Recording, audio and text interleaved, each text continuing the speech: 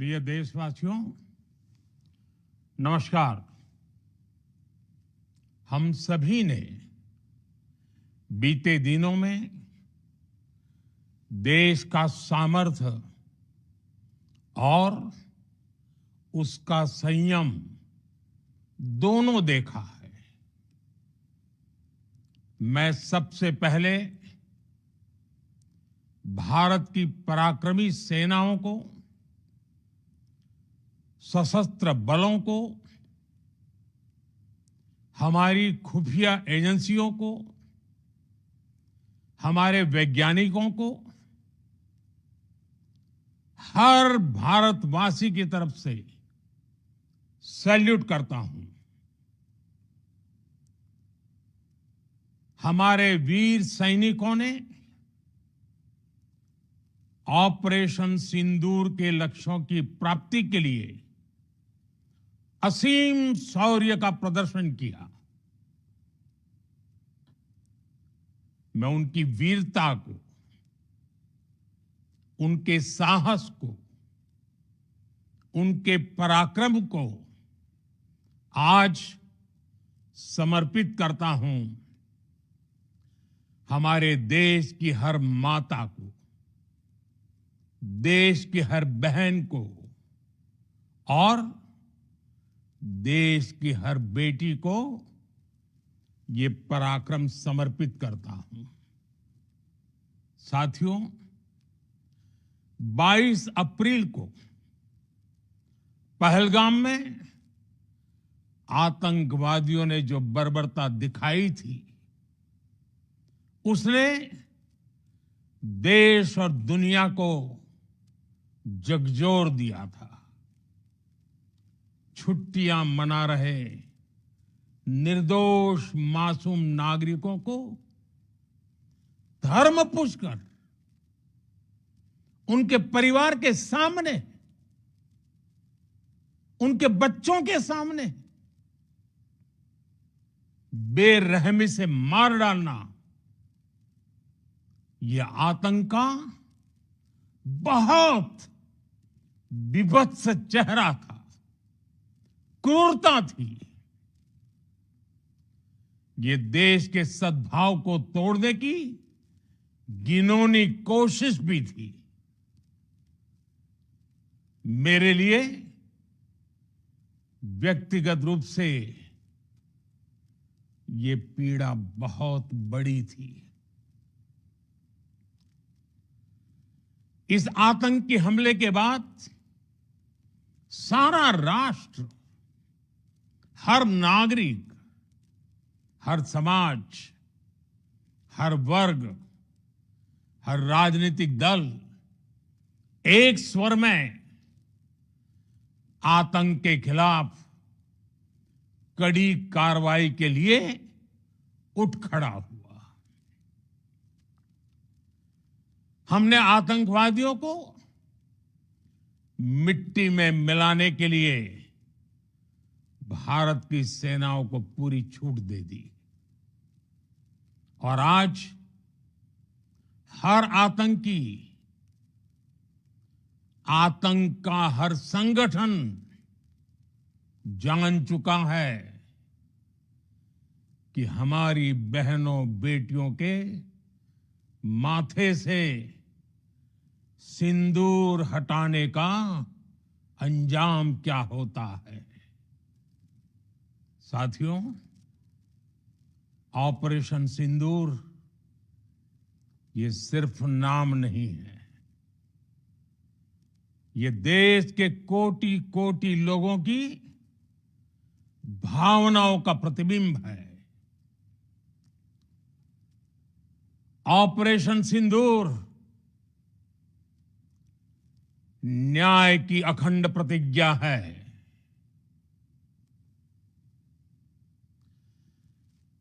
6 मई की देर रात, 7 मई की सुबह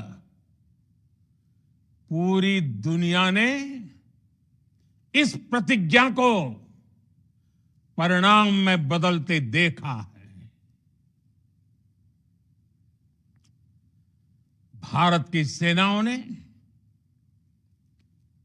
पाकिस्तान में आतंक के ठिकानों पर,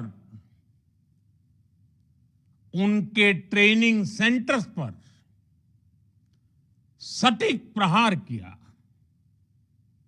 आतंकियों ने सपने में भी नहीं सोचा था कि भारत इतना बड़ा फैसला ले सकता है। लेकिन जब देश एकजुट होता है, नेशन फर्स्ट की भावना से भरा होता है, राष्ट्र सर्वोपरि होता है, तो फौलादी फैसले लिए जाते हैं, परिणाम लाकर दिखाए जाते हैं। जब पाकिस्तान में आतंक के अड्डों पर भारत की मिसाइलों ने हमला बोला, भारत के ड्रोन्स ने हमला बोला, तो आतंकी संगठनों की इमारतें नहीं, बल्कि उनका हौसला भी थर्रा गया। बहावलपुर और मुरिद के जैसे आतंकी ठिकाने एक प्रकार से ग्लोबल टेररिज्म की यूनिवर्सिटीज रही है। दुनिया में कहीं पर भी जो बड़े आतंकी हमले हुए हैं, चाहे 9/11 हो, चाहे लंदन ट्यूब बॉम्बिंग हो, या भारत में दशकों से जो बड़े बड़े आतंकी हमले हुए हैं, उन सब के तार कहीं ना कहीं आतंक के इन्हीं ठिकानों से जुड़ते रहे हैं। आतंकियों ने हमारी बहनों का सिंदूर उजाड़ा था, इसलिए भारत ने आतंक के ये हेडक्वार्टर्स उजाड़ दिए। भारत के इन हमलों में 100 से अधिक खूंखार आतंकवादियों को मौत के घाट उतारा गया है।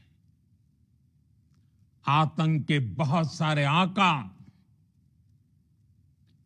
बीते 2.5-3 दशकों से खुलेआम पाकिस्तान में घूम रहे थे, जो भारत के खिलाफ साजिशें करते थे। उन्हें भारत ने एक झटके में खत्म कर दिया। साथियों, भारत की इस कार्रवाई से पाकिस्तान घोर निराशा में गिर गया था, हताशा में गिर गया था, बौखला गया था। और इसी बौखलाहट में उसने एक और दुस्साहस किया। आतंक पर भारत की कार्रवाई का साथ देने के बजाय पाकिस्तान ने भारत पर ही हमला करना शुरू कर दिया। पाकिस्तान ने हमारे स्कूलों, कॉलेजों को, गुरुद्वारों को, मंदिरों को, सामान्य नागरिकों के घरों को निशाना बनाया। पाकिस्तान ने हमारे सैन्य ठिकानों को निशाना बनाया। लेकिन इसमें भी पाकिस्तान खुद बेनकाब हो गया। दुनिया ने देखा कि कैसे पाकिस्तान के ड्रोन्स, पाकिस्तान की मिसाइलें भारत के सामने तिनके की तरह बिखर गई। भारत के सशक्त एयर डिफेंस सिस्टम ने उन्हें आसमान में ही नष्ट कर दिया। पाकिस्तान की तैयारी सीमा पर वार की थी, लेकिन भारत ने पाकिस्तान के सीने पर वार कर दिया। भारत के ड्रोन्स, भारत की मिसाइलों ने सटीकता के साथ हमला किया। पाकिस्तानी वायुसेना के उन एयरबेस को नुकसान पहुंचाया, जिस पर पाकिस्तान को बहुत घमंड था। भारत ने पहले 3 दिनों में ही पाकिस्तान को इतना तबाह कर दिया जिसका उसे अंदाजा भी नहीं था। इसलिए भारत की आक्रामक कार्रवाई के बाद पाकिस्तान बचने के रास्ते खोजने लगा। पाकिस्तान दुनिया भर में तनाव कम करने के लिए गुहार लगा रहा था, और बुरी तरह पीटने के बाद इसी मजबूरी में 10 मई की दोपहर को पाकिस्तानी सेना ने हमारे डीजीएमओ को संपर्क किया। तब तक हम आतंकवाद के इंफ्रास्ट्रक्चर को बड़े पैमाने पर तबाह कर चुके थे। आतंकियों को मौत के घाट उतार दिया गया था। पाकिस्तान के सीने में बसाए गए आतंक के अड्डों को हमने खंडहर बना दिया था। इसलिए जब पाकिस्तान की तरफ से गुहार लगाई गई, पाकिस्तान की तरफ से जब ये कहा गया कि उसकी ओर से आगे कोई आतंकी गतिविधि और सैन्य दुस्साहस नहीं दिखाया जाएगा, तो भारत ने भी उस पर विचार किया। और मैं फिर दोहरा रहा हूं, हमने पाकिस्तान के आतंकी और सैन्य ठिकानों पर अपनी जवाबी कार्रवाई को अभी सिर्फ स्थगित किया है। आने वाले दिनों में हम पाकिस्तान के हर कदम को इस कसौटी पर मापेंगे कि वो क्या रवैया अपनाता है। साथियों, भारत की तीनों सेनाएं, हमारी एयरफोर्स, हमारी आर्मी और हमारी नेवी, हमारी border security force BSF, Bharat के अर्धसैनिक बल लगातार अलर्ट पर है। सर्जिकल स्ट्राइक और एयर स्ट्राइक के बाद अब ऑपरेशन सिंदूर आतंक के खिलाफ भारत की नीति है। ऑपरेशन सिंदूर ने आतंक के खिलाफ लड़ाई में एक नई लकीर खींच दी है। एक नया पैमाना, न्यू नॉर्मल तय कर दिया है। पहला, भारत पर आतंकी हमला हुआ तो मुंह तोड़ जवाब दिया जाएगा। हम अपने तरीके से, अपनी शर्तों पर जवाब देकर रहेंगे। हर उस जगह जाकर कठोर कार्रवाई करेंगे जहां से आतंक की जड़ें निकलती हैं। दूसरा, कोई भी न्यूक्लियर ब्लैकमेल भारत नहीं सहेगा। न्यूक्लियर ब्लैकमेल की आड़ में पनप रहे आतंकी ठिकानों पर भारत सटीक और निर्णायक प्रहार करेगा। तीसरा, हम आतंक की सरपरस्त सरकार और आतंक के आकाओं को अलग अलग नहीं देखेंगे। ऑपरेशन सिंदूर के दौरान दुनिया ने पाकिस्तान का वो घिनौना सच फिर देखा है, जब मारे गए आतंकियों को विदाई देने पाकिस्तानी सेना के बड़े बड़े अफसर उमड़ पड़े। स्टेट स्पॉन्सर्ड टेररिज्म का ये बहुत बड़ा सबूत है। हम भारत और अपने नागरिकों को किसी भी खतरे से बचाने के लिए लगातार निर्णायक कदम उठाते रहेंगे।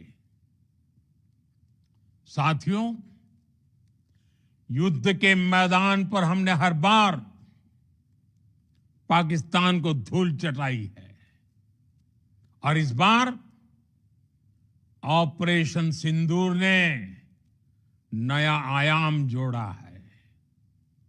हमने रेगिस्तानों और पहाड़ों में अपनी क्षमता का शानदार प्रदर्शन किया और साथ ही न्यू एज वॉरफेयर में भी अपनी श्रेष्ठता सिद्ध की। इस ऑपरेशन के दौरान हमारे मेड इन इंडिया हथियारों की प्रामाणिकता सिद्ध हुई। आज दुनिया देख रही है 21वीं सदी के वॉरफेयर में made in India defence equipments, इसका समय आ चुका है। साथियों, हर प्रकार के आतंकवाद के खिलाफ हम सभी का एकजुट रहना, हमारी एकता हमारी सबसे बड़ी शक्ति है। निश्चित तौर पर ये युग युद्ध का नहीं है, लेकिन ये युग आतंकवाद का भी नहीं है। टेररिज्म के खिलाफ जीरो टॉलरेंस,